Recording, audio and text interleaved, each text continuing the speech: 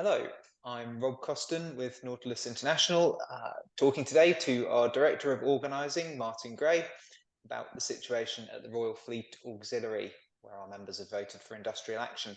Martyn, thanks very much for taking the time to speak to me when you're so busy with this. No, thank you. Very welcome. It's important to talk and explain what's going on. Thank you. So first of all, could you just briefly outline what the dispute with the Royal Fleet Auxiliary is all about and why our members voted for industrial action back in April? In a nutshell, it's 14 years of pay austerity, which has put them in a position where, in real terms, with inflation, they are 34-ish% behind. Had their pay matched the rate of inflation over that period of time, they are 8% behind other blue light services and the armed forces in general. So it's about disparity. It's about the value of the work they're undertaking not being taken seriously for the value that it is and not being paid accordingly for that. Yeah, and I think it's also partly the increased workload as well, isn't it? Well, that is a part of the scenario. So the Royal Fleet Auxiliary in the last 12 months has been responsible for about 2/3 of naval tasking, of defence naval tasking in the UK. They are a dozen or so vessels that operate with significantly fewer crew than the Royal Navy operate their ships with. So they are an economical choice when needing to send defence assets into particularly dangerous or risky situations, such as humanitarian aid relief, anti-piracy operations, anti-drug smuggling. Typically, it's the Royal Fleet Auxiliary that gets tasked with those duties and responsibilities and supports the activities of the Royal Navy in defence of the UK and in defence of NATO and other allies. What can you tell me about the sort of attitude of our members at the RFA? I mean, my understanding is that this vote for industrial action is completely unprecedented in the history of the RFA. In over 100 years of history of the Royal Fleet Auxiliary, never before have the officers that we represent voted to take any form of industrial action. And it is an indictment as to the situation in which the service finds itself. They are operating in ever increasingly complex situations with fewer people on board the vessels because, quite simply, the pay that they're offering doesn't match the pay and the conditions that people are able to get elsewhere on the commercial side. So they've been losing staff faster than they're able to replace them, which is dropping the numbers down to levels at which they are finding it difficult to support their increasing number of operations that they're expected to undertake. That leaves more workload on those that remain. That leaves those that remain having to do more, cover more, often returning to sea or returning to assignments sooner than what they would do if they had taken all of their earned leave. Quite often stay later as well. So it puts additional pressure. That additional pressure makes people deeply unsatisfied with being there. And to quote a former Commodore, if they don't like it, you can leave. And many of them have chosen exactly that course of action to do so, which is not helpful for those that are currently in the position they're in. They're, with the salary levels, the responsibilities, the leave, the terms and conditions being where they are, it just does not compete with the commercial side as it used to. Therefore, they are struggling to attract in qualified seafarers, as well as struggling to attract in those that are seeking qualification, that are seeking training. So there is a sort of a challenge of needing to address a variety of different things to make the situation better in general, to resolve this quite complex issue of just what happens when you run down a service to below the bare minimum for a number of years and expect people to be just able to get on with that. More widely within the Royal Fleet Auxiliary and the membership that we're speaking with, there is a lot of frustration that they feel they're just not being listened to for a number of years. there's a lot of frustration about the length of time it's taken for us to get to a stage of industrial action. We have had to explain the law, the way that works behind it, and the way in which we needed to meet certain thresholds before we got to able to first of all ballot the membership there, and then make sure that we had enough time to be able to get enough of them to respond so that that ballot would be lawful and would be able to be upheld should it be challenged for any reason.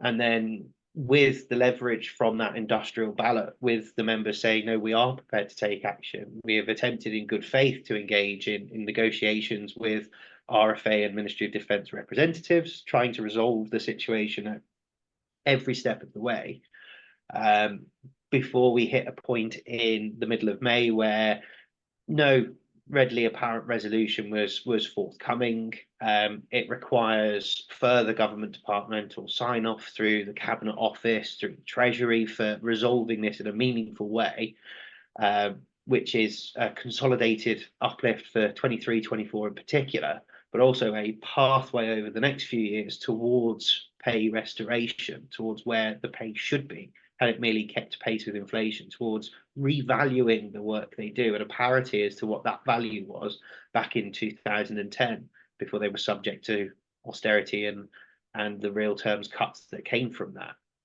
The general election has added an element of complexity to the situation in terms of we are needing to negotiate with government, but we have a government that is not currently capable of undertaking the negotiations that we need, something that's long-term, something that's for the future, as well as dealing with what's happened previously. But the members are extremely frustrated at the pace at which everything has come to pass in which it is, and they've had enough, which is why from the 1st of June, our members have been undertaking industrial action short of a strike. Yeah, thanks for explaining all that. And I know our members were asked whether they would like to postpone that action until after the election, and perhaps it's a reflection of their frustration that they've decided to go on in any case to express their strength of feeling on all of this. Yeah, I think that's certainly a big part of why the members decided to continue with that planned action.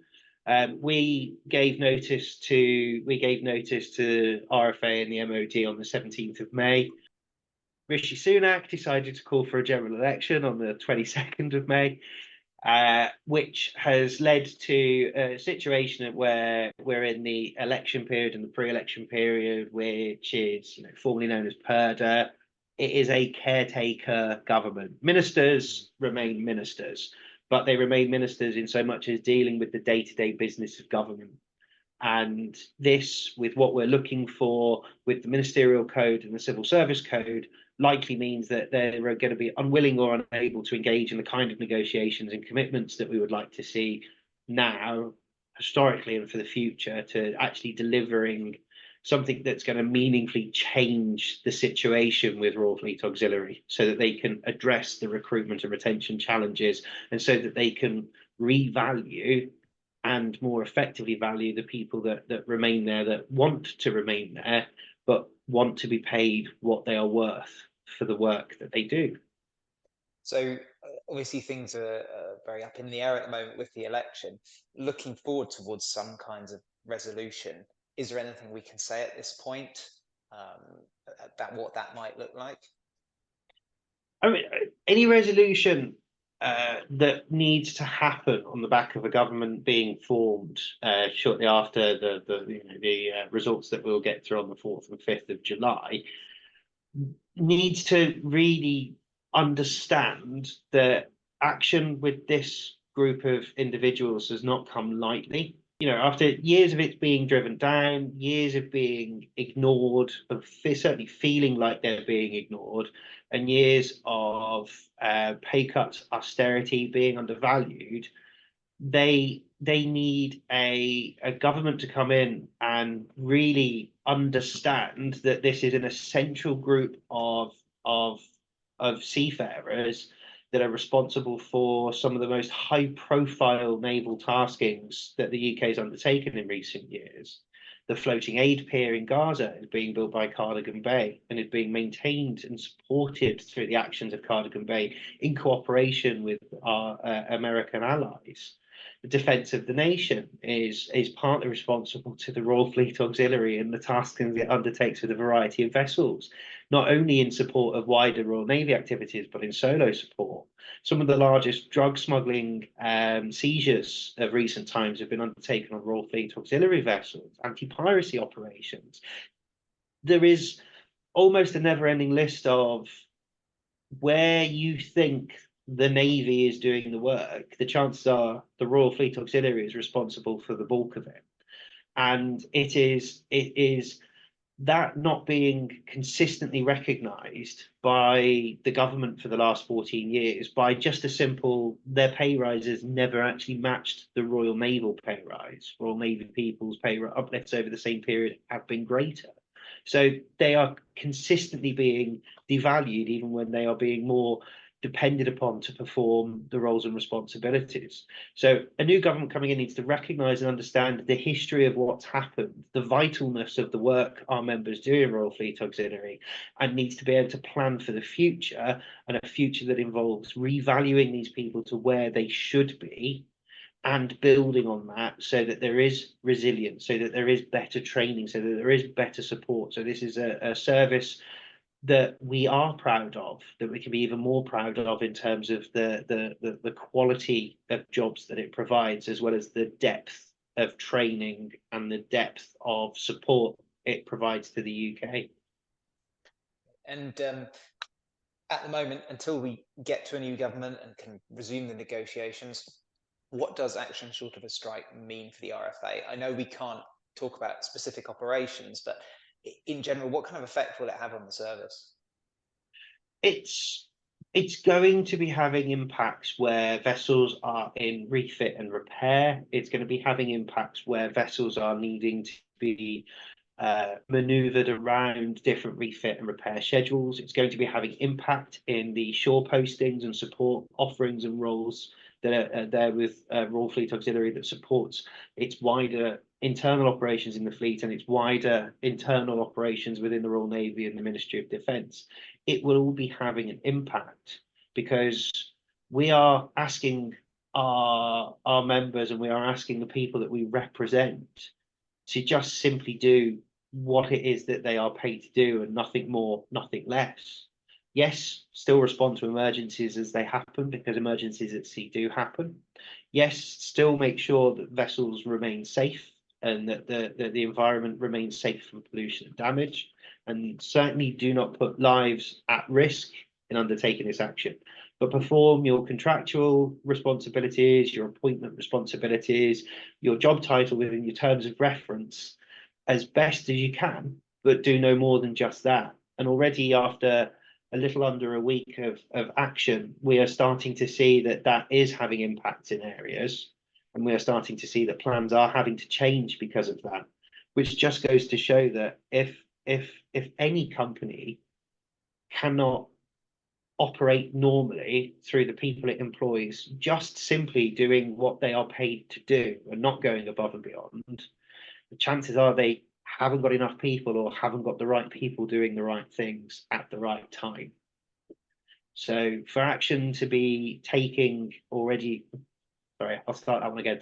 For action to be already starting to see an impact in schedules and in situations, then it really does demonstrate to the Ministry of Defence, to everybody who can see and understand fully the picture of what's happening, that things really aren't right and that they have been dependent on the goodwill of our members for far too long just to be able to function. Well, Martyn, I wish you the very best of luck in your negotiations with upcoming governments, potential governments, and hope to check in with you soon and find out what's going on. Thanks very much for talking to us. Thank you.